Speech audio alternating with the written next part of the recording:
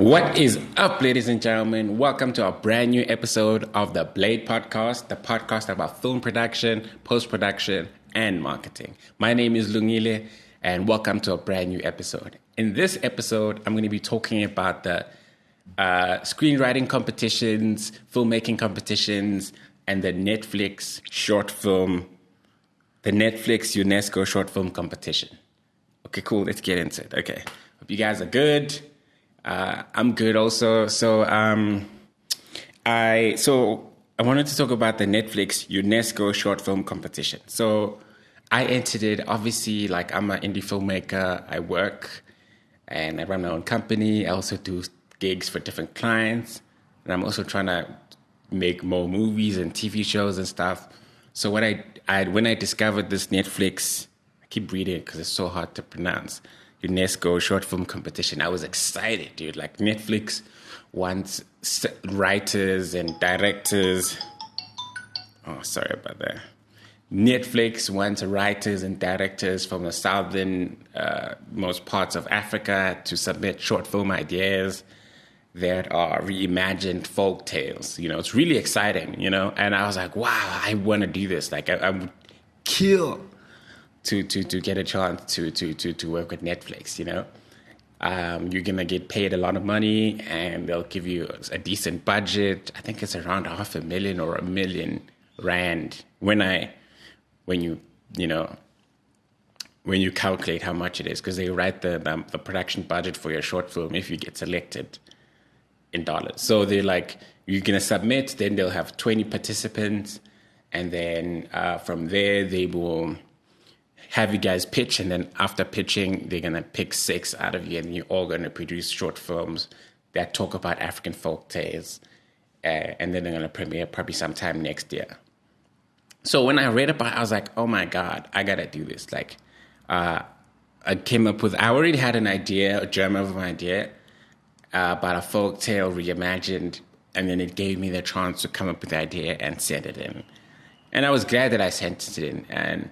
But after applying, I was thinking about, you know, as filmmakers, there's so many competitions. There's indie film, music video competitions, filmmaking competitions, short film, screenwriting competitions, and there's so many. And when you're an indie filmmaker, like, you apply to so much of them.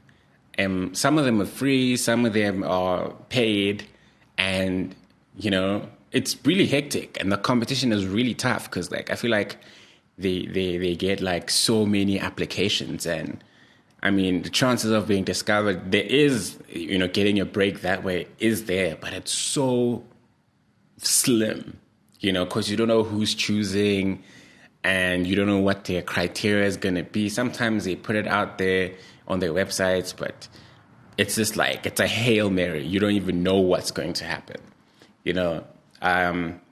And some of them are good. I mean, a lot of people get discovered through these competitions and they win and they get recognition and things like that.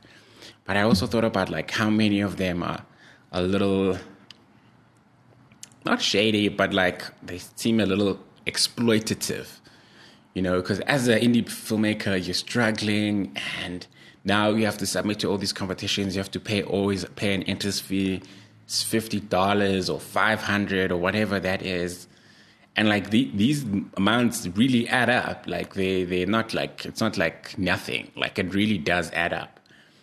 And if you're still hustling and struggling, sometimes you don't even have money to pay for entrance fee, you know. And sometimes it's weird, man. Like, there was another one that was like a Netflix one that was happening beginning of this year. I think it was like a TV show development lab thing, and the crazy part about it is, like, they were going to pick 6 writers from all of Africa to develop TV shows and to be able to pitch to Netflix.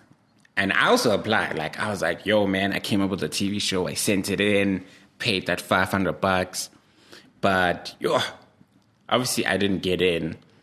But I just thought, like, oh my God, like, out of Africa has 54 countries. Like, can you imagine if, like, 10 people from each country applied and they paid Lama 500, you know, and it's probably even more, like, how much money that is. Like, it's like you could literally take that money and produce a TV show from how many people submit.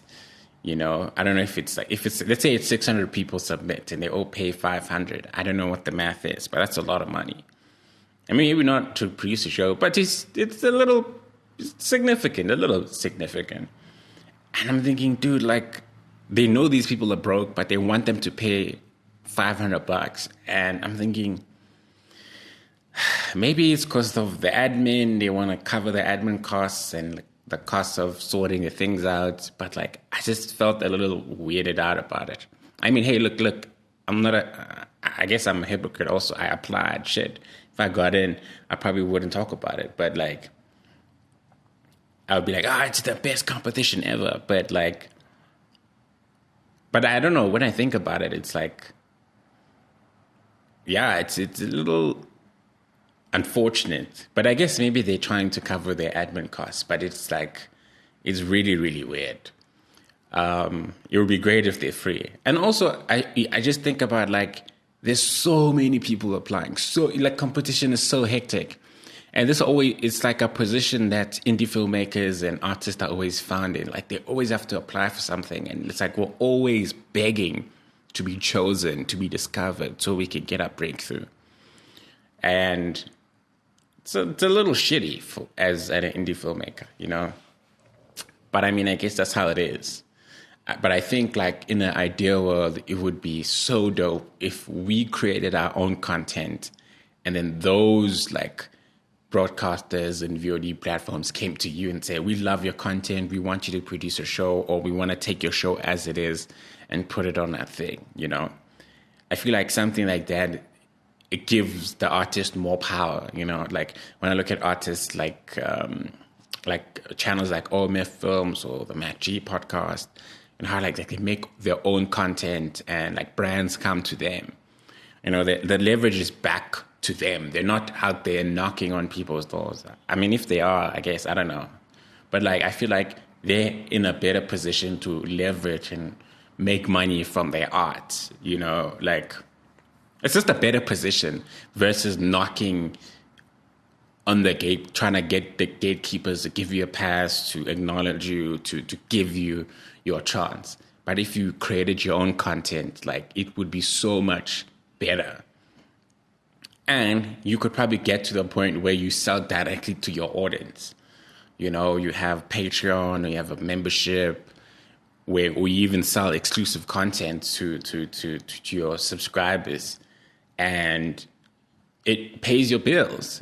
You know, people would always talk about, like, you only need 1,000 true fans. I mean, imagine, like, if 1,000 people send you 10 bucks, 10 rand to support you, and then you're able to support yourself for your business and to put out more content, or even 50 bucks. I mean, it balloons, and you get that every month, like, and you also dedicate yourself to producing content for your audience and your community.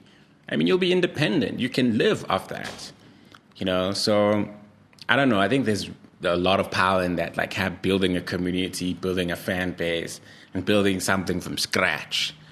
So that, you know, we're not always begging and trying to get into all these competitions, you know, begging to be chosen, begging gatekeepers to give us a chance, instead of giving the same people the opportunities, you know? I don't know, man. I feel like it's a better way of being and doing that. It's also one of the reasons why I also produce my own content, because I want to build an audience and be able to monetize it so I can sell directly to them. I don't have to say, I have to go sell this to MultiChoice. I have to go sell this to Netflix so I can make money. But obviously it's not easy. And also, I mean, you also have to start. And I know you're probably thinking, but I don't have equipment and all these things. I understand that, but you have to start somewhere. You know, you can start with your phone.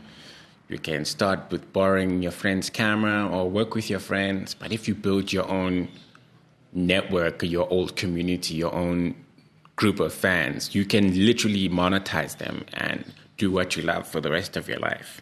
It won't be easy, but you'll be doing life in your own terms, you know. But yeah, just something to think about. So yeah, that's what I think about these competitions. I mean, they are great, but sometimes it's like, yo, there's so many people applying. Like, are you really even going to get in? And also, like, paying those huge amounts for these competitions. It's like, it adds up, bruh. It really, really adds up. Anyway, another way of looking at it is like, I also look at them in the sense of like, I'll apply to them, but after I apply, I forget about it. And then it's just a way for me to give me new deadlines to come up with new projects. So like, let's say I apply, right? And I don't get it. But now I know I've got a concept for a TV show that I've developed. Like, I use those things as my deadlines, and I can use it to develop more shows, more ideas, and not just have one short film idea or one TV show idea. So it's like my library of ideas is building, and I'm always adding on to it. So maybe that's also a nice way of looking at it. Just look at them as you're applying, but you're not really applying to win. If you win, yeah, great, but you're applying so that you have someone to help push you to develop ideas so that you can have a lot of ideas that you have in your back pockets and in your library. Yeah. Anyway, I hope you guys like this podcast. If you have questions, suggestions, or you want to tell me about the competitions that I should know about, or let me know what you think about them, and you're watching this on YouTube, hit the like button, hit the subscribe button, and hit the bell button so you can be notified every time I drop a new video, and let me know what you guys think. And if you're listening to this on a podcast, please head over to iTunes and rate us, follow us, or if you're listening to Spotify, hit that notification button so that you can be notified every time we drop a new episode. Also rate us on iTunes so that we can be discovered more. We'd really appreciate that, and that would really, really help us. Okay, my name is Lungile, and this is the Blade Podcast. I hope you guys enjoy this. I'll see you guys in the next episode. Peace.